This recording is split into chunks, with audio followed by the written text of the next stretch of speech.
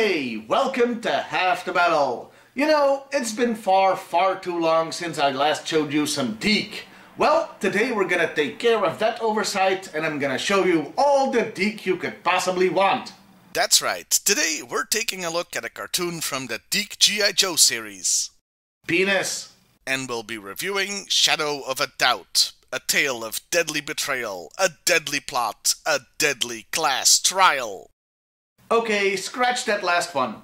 We begin with the Joes advancing on a hidden Cobra weapon stockpile. Hawk fires that thrown missile thing, causing Cobra Commander to sound a retreat.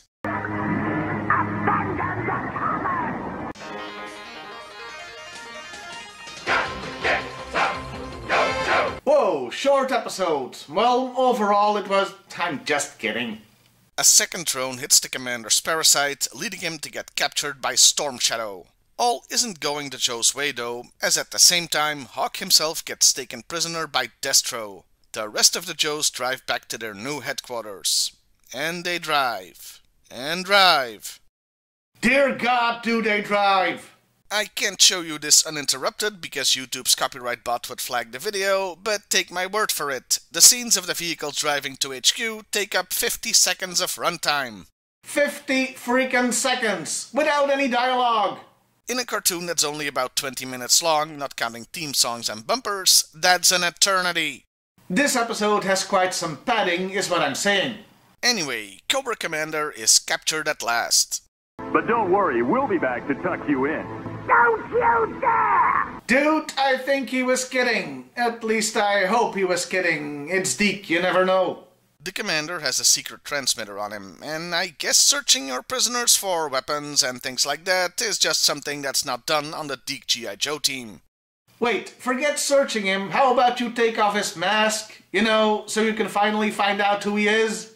He's not wearing his battle helmet, which is booby-trapped to prevent that, so what gives? Yeah, I know, I'm way overthinking this.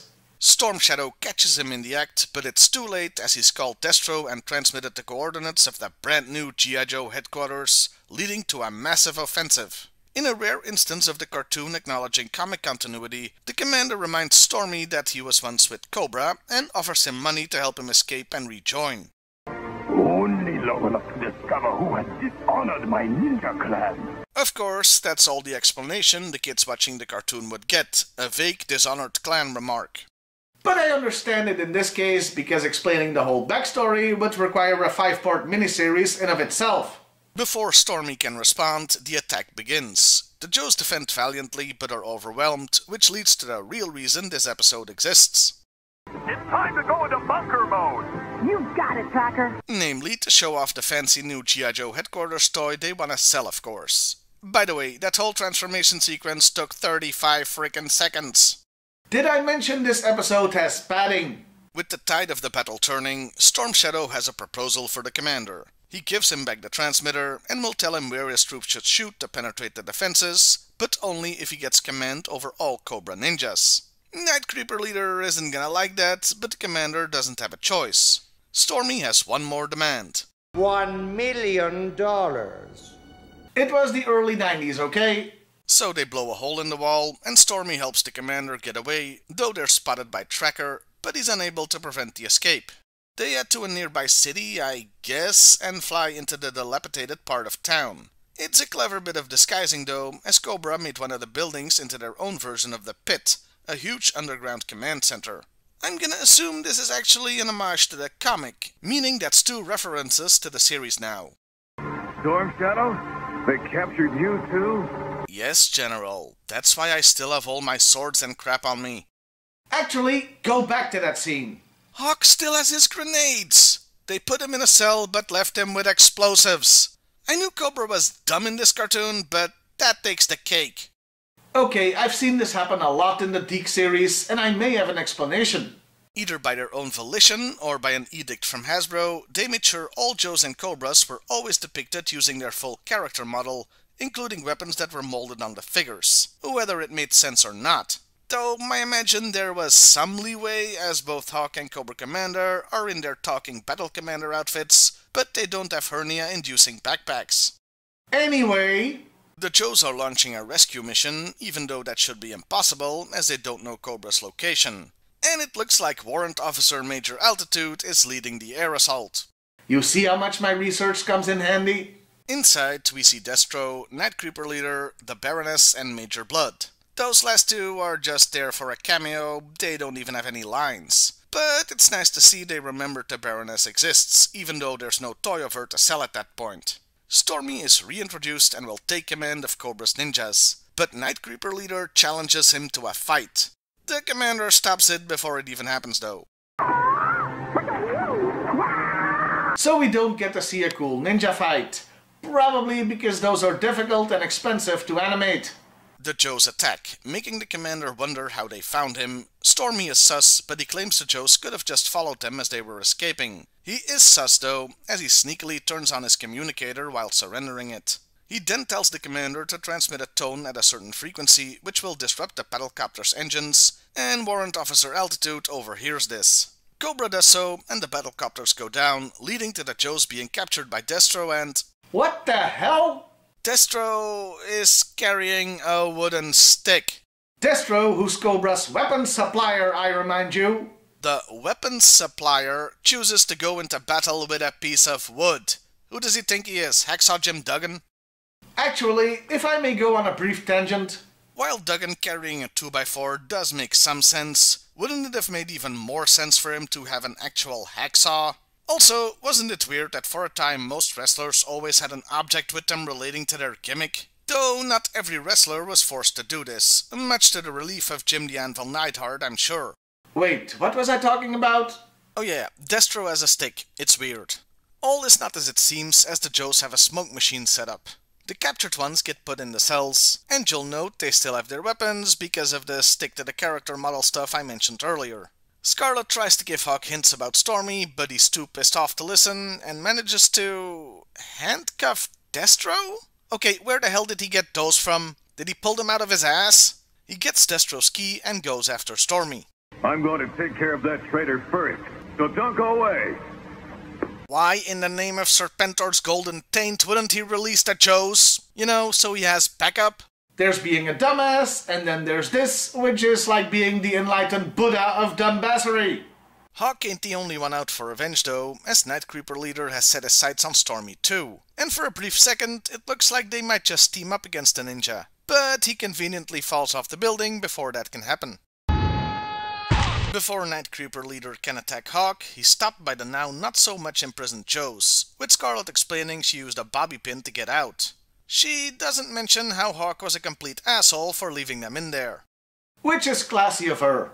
They find Stormy hanging from a window, which should be impossible given the way he fell, and toss him a rope. Hawk finally realizes the defection was a ruse so they could find out where he was being held so they could break him out. They try to escape, but are stopped by Destro, who still has wood. Oh, you knew that joke was coming? They use the rope to get down, leaving Storm Shadow behind to face Destro and his raging wood.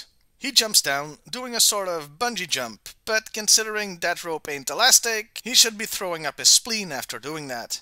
The Joes are making a run for it, but are being chased by Cobra, who are in vehicles. All seems lost once again, but it's actually the last part of the ruse, as Cobra is lured into a trap. The alley has a bunch of disguised Fort America vehicles that transform.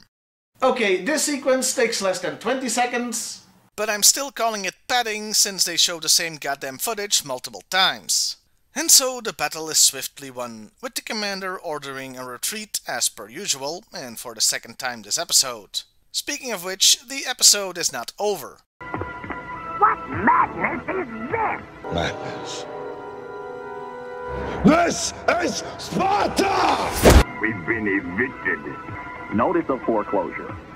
You've been delinquent on your last 10 mortgage payments. Yeah, the bank repossesses Cobra headquarters since the commander hasn't been keeping up with his mortgage payments. And then they just let the bad guys run away because of course they do. G.I.Joe would be more than happy to become partners with your bank in rebuilding this neighborhood. How about no? His bank gave a mortgage to a known ruthless terrorist organization. Seize all the bank's assets and throw his ass in jail for treason. God, the DiC cartoon is stupid. And the episode finally, mercifully ends with Storm Shadow showing off his ninja basketball technique. You heard me. And I could even teach the first public workshop in ninja basketball technique.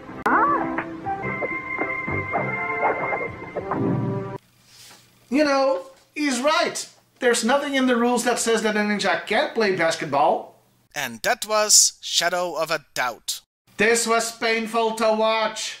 The best thing I can say about it is that I liked the title. It's a clever reference to Storm Shadow's name and his possible betrayal. This kind of story was done earlier and far better in the Sunbow series with the two-parter, The Traitor. Huh, now that I think about it, tangent alert again. This kind of story always bothers me. One of the good guys is believed to be a traitor, but it's always a ruse or brainwashing or convoluted bullcrap I don't even want to start getting into, and in the end they rejoin the good side. It never sticks. Oh, when it's the other way around, it always sticks. Mercer, Storm Shadow, Dinobot, almost every single early villain in Dragon Ball and Dragon Ball Z. But I can't think of a single instance where somebody turns to the dark side, but then doesn't turn back. Hell, even Anakin, youngling killer Skywalker, got redeemed at the end. I've been racking my brain, but I can't... Oh, I got one! Jim Phelps from Mission Impossible. Good guy in the series, bad guy in the first movie. And nobody liked that plot twist. Huh, maybe that's why it never happens. Anyway, back to the cartoon. The execution was far too childish for my taste, the padding was the worst I've ever seen, and I've sat through Star Trek The Motion Picture. And the story only worked because most of the main characters acted like complete morons. Also, I just can't get over characters still having all their weapons while imprisoned. Just knowing the reason doesn't make it any less stupid. And it's worse here since they make a point of Cobra Commander having a secret device on him while captured. Overall, this one sucked. It had a decent premise that just got buried under layers of awful crap. This is why I don't show you a lot of DiC, folks. It hurts. Well, I'll see you next time, everybody. And hey, why not like, share, and subscribe if that's your thing. You betrayed me, and I know that you'll never feel sorry.